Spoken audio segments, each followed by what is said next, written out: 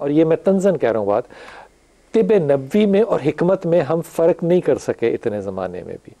उसकी बहुत बुनियादी ये वजह है कि जितनी भी चीज़ें माबादुल तबियात होती हैं, जिनको कि आप मेटाफिज़िकल कहते हैं, उनको समझने की शायद सलाहियत कम या मुख्तलिफ हमारे में ज़रूर है कि हम अपने आप को एक सही रास्ते पे बताने की बजाय तसव्वुफ को, अगर मैं इंग्लिश में कहूँ मिस्टिक, तो मिस्टिक की बजाय हम मिस्टीक में, मिस्टीक का मतलब होता है छुपे हुए में ले जाते हैं कि यार खबर आ गई है मुझे, कोई बात नहीं, बस ठीक है, मैनू दस्ता मौक्कल ने खबर आ गई है, पक्का हो गया, या ये मैंने रात को ख्वाब में देख लिया था, ये रिश्ता ठीक है, कामयाब हो गया। हम इन चीज़ों में ज़्यादा पड़ गए। मैं सही गलत की बात नहीं कर रहा, लेकिन ये जितने भी हमारे रूहानी स्कॉलर होते हैं, रूहानी लोग होते हैं, दरगाहें होती हैं, इनका अपना एक तरीका इलाज होता है और यहाँ पे लोग जाते भी हैं। ये तरीका इलाज क्या होता है, इस पे गुफ्तगू करेंगे डॉक्टर सैयद हबीब इरफानी साहब। अस्सलाम वालेकुम सर। वालेकुम व रहमतुल्लाहि व बरकातहू। और जनाब डॉक्टर फ़ारूक शाह साहब, अस्सलाम वालेकुम। खैरियत है? लोग आते हैं ना रूहानी इलाज? अल्हम्दुलिल्लाह। वाह, ये अल्हम्दुलिल्लाह पता है क्यों क्या है? क्योंकि ये वहाँ से चार्ज भी करते होंगे सारों को, तो मुफ्त नहीं कर देना। अल्हम्दुलिल्लाह बनता था कहना आपका। और जनाब हसन रज़ा भाई, अस्सलाम वालेकुम। वालेकुम अस्सलाम। हसन रज़ा भाई, आपसे शुरू करते हैं। जनाब ये रूहानी लोग जो हैं, या रूहानी स्कॉलर्स कह लें, दरगाहें कह लें, इनका तरीका इलाज होता क्या है? बिस्मिल्लाहिर्रहमानिर्रहीम। बहुत शुक्रिया, आपने फिर मुझे मादू किया। मैं नहायत मशकूर हूँ आपका। सलामत रहिए। तो बीइंग ए स्पिरिचुअल प्रैक्टिशनर, मैं ये समझता हूँ कि आपने अच्छी बात की है, स्पिरिचुअल प्रैक्टिशनर, आपने स्पिरिचुअल स्कॉलर नहीं कहा जी, प्रैक्टिशनर। स्पिरिचुअलिटी को प्रैक्टिस करना बड़ी अच्छी बात है जी। तो जहाँ तक मेरे मुशाहदे में जो बात आई है, मैं ये समझता हूँ कि जिस तरह अद्वियात इंसानी अजसाम पर असर करती हैं बीमारियों को डिफ्यूज़ करने के लिए, इसी तरह रूहानी कुव्वतें जो हैं, जो रूहानी कुव्वत से मुराद ऐसी कुव्वत जो अल्लाह के कलाम के पढ़ने से पैदा होती है। अच्छा, ऐसा कोई ऐसी रूहानी कुव्वत नहीं हो सकती जो कलाम इलाही के अलावा हो? जी बिल्कुल होती हैं। तो फिर ये क्यों रूहानी तौर पे क्यों कहते हैं? देखिए, अल्लाह के कलाम के अंदर जो कुव्वत है वो अल्लाह का कलाम है। जैसे हम बोल रहे हैं ये हमारा कलाम है, ठीक। तो यानी कि मुसलमान रूहानी कलाम का इलाज से करेगा? हाँ, मुसलमान, क्योंकि हिंदू भी तो करता है ना, हिंदू भी करता है। देखिए, दुनिया में जितने मज़ाहब प्रैक्टिस, वो रूहानी है लेकिन वो इस्लामी नहीं है, ये हाँ, इस्लामी नहीं है। हाँ, यानी जितने मज़ाहब हैं, हाँ, वो हर इंसान अपने मजहब के मुताबिक अपने अंदर रूहानी कुव्वत जो पैदाइशी अल्लाह ताला। अब फर्ज कीजिए कि एक आयत है बिस्मिल्लाह रहमान रहीम, जी, ठीक है ना, अब क्या बिस्मिल्लाह पढ़ के इलाज करते हैं आप, या हो सकता है इलाज? बिल्कुल हो सकता है। बिस्मिल्लाह के अंदर कैसे होगा इलाज, फर्क क्या पड़ेगा? अगर किसी स्पिरिचुअल प्रैक्टिशनर के पास बिस्मिल्लाह के अंदर पाए जाने वाली तासीर उसके पास होगी तो वो असर करेगी। सबके पास नहीं होगी। सबके पास नहीं होगी। और इसकी तासीर वो स्पिरिचुअल प्रैक्टिशनर कैसे हासिल करेगा? बिस्मिल्लाहिर्रहमानिर्रहीम को एक ज़ाब्ते के तहत अपने उस्ताद की निगहदाश्त में अगर उसको पढ़ा जाए, उसको प्रैक्टिस किया जाए, उसको चिल्ला कह लें, एक रवायती लफ्ज़ है, ठीक है, लेकिन उसकी एक प्रैक्टिस है, उसमें एक मेहनत है।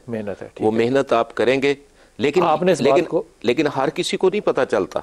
ठीक होगी, ठीक होगी, मैं वापस आता हूँ आपके पास इंशाल्लाह। सर आप फरमाइए कि क्या रूहानी ये जो इलाज है वो कैसे किया जाता है? फिर इस बात पे आइएगा कि बिस्मिल्लाह से क्या इलाज होता है, और अगर होता है तो कैसे होता है? जितनी भी दरगाहें हैं, जितने भी हीलर्स बैठे हैं, पीर बाबे बैठे हैं, हर एक आस्थाने कह लें, हर एक अपना अपना तरीका, वारदात भी कह सकते हैं आप उसको, तरीका इलाज भी कह सकते हैं। कुछ नहीं तो ये होता है कि अपने आस्थाने के 3-4 रास्ते बनाए होते हैं। आपके अलावा जितने करते हैं वो वारदाती हैं? नहीं, जो आप करते हैं वो नहीं, मैं जो वारदात बताने लगो ना, मेरा वो तरीका कार नहीं है।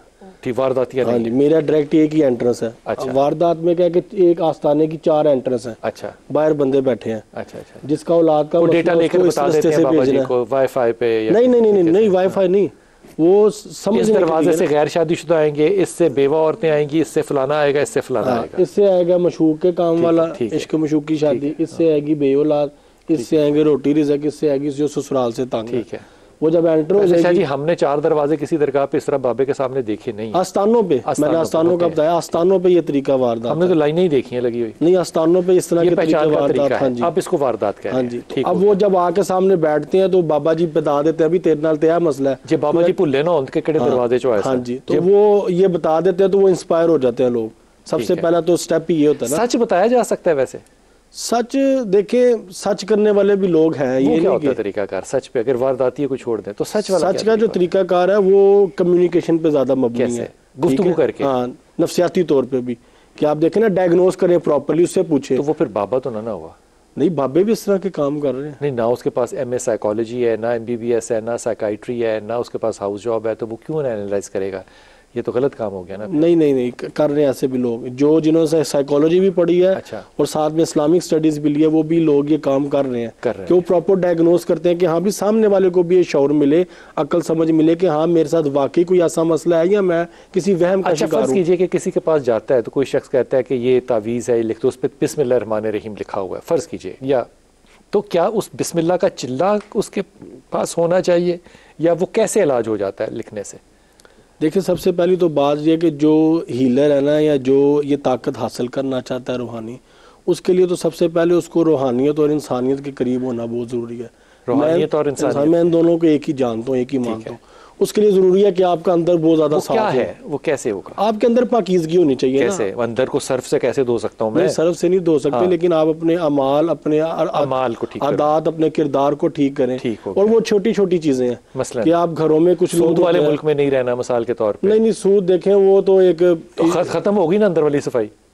देखें, एक होती है इज्तिमाई तौर पे कोशिश, एक होती है इनफरादी तौर पे कोशिश। अब ज्यादा मैं इनफरादी कोशिश की बात करूं कि इनफरादी तौर पे एक इंसान देखे, अल्लाह ताला उन नियतों के हाल जानता है, ठीक हो गया कि मैं अगर जाती तौर पे किस हद तक ठीक करने की कोशिश कर रहा हूं खुद को। अच्छा, और क्या तरीका होगा?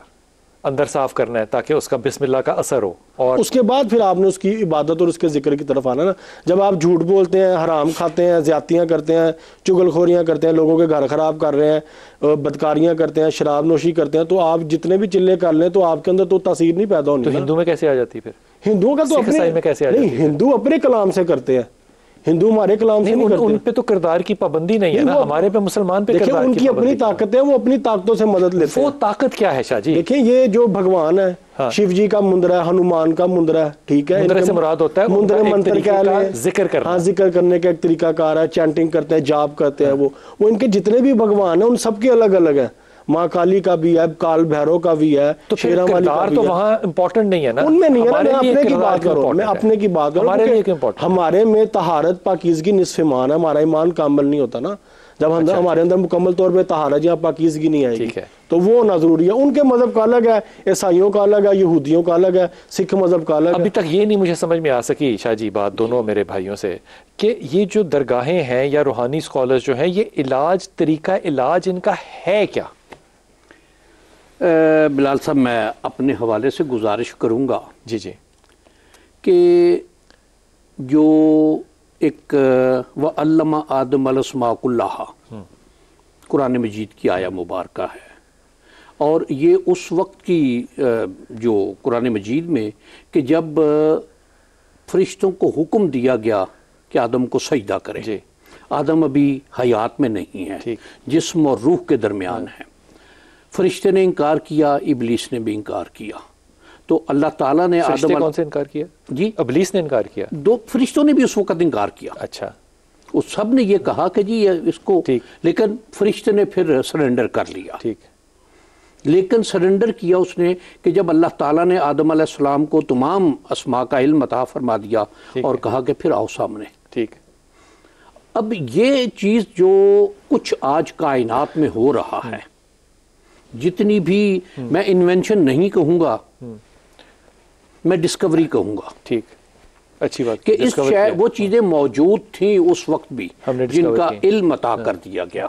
अब ये जो मेडिकल साइंस है, किसी वक्त में ये तिब था, एक साथ होम्योपैथी भी आया, फिर उसके बाद एलोपैथी आया है। तो ये इलाज ये गैर इस्लामी नहीं है, ठीक, या दीन से हटकर नहीं है। ठीक है,